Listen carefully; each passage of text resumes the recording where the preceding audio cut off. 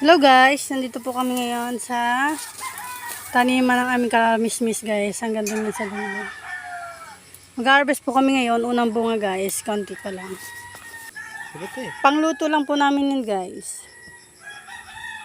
Dito namin tinanim sa may, anong tag dito? Bagin ba yun? May gapangan sa may taas. Diyan namin tinanim yung aming kalamismis guys. Yan, gagataan po namin to guys. Tapos may sili. Ginataan na may sili. Yan. Bago pa lang tong ano. Ayun may no. Mas masarap nga yung mas bata, di ba?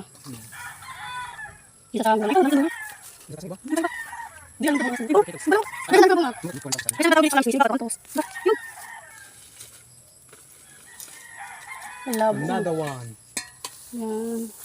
Gagatan po namin to guys. Sarap po nito ginataan. Ito, ang dami ng bulaklak ah. Yan guys, Ang ganda ng bulaklak. hindi masyado makita. Ang dami pa dyan kaso natatakluban. Ito pa. In another life. Ayan na. Sunod na buwan. Laki oh. Ayan guys. Sunod na buwan. Dami yan. Mga 1 linggo ba guys. Ang dami nitong bunga. Ang lawak po nitong gapangan namin ng kalamismis.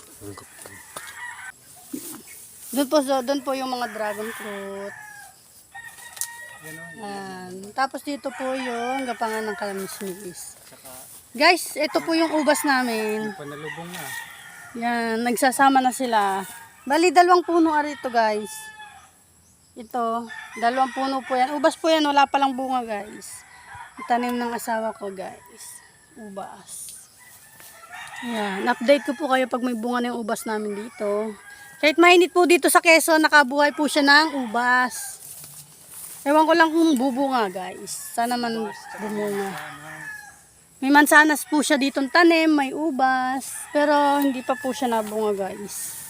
Dito po sa bandang Quezon, mainit po ang panahon dito. Pero at least nakabuhay naman. Yan. Meron pa yan. Guys, ang cute ng uod oh. Ano kayang uodar guys? Butterfly. Butterfly ang pagma? Parang hindi naman. Laking butterfly. Ano laki oh, ang cute guys.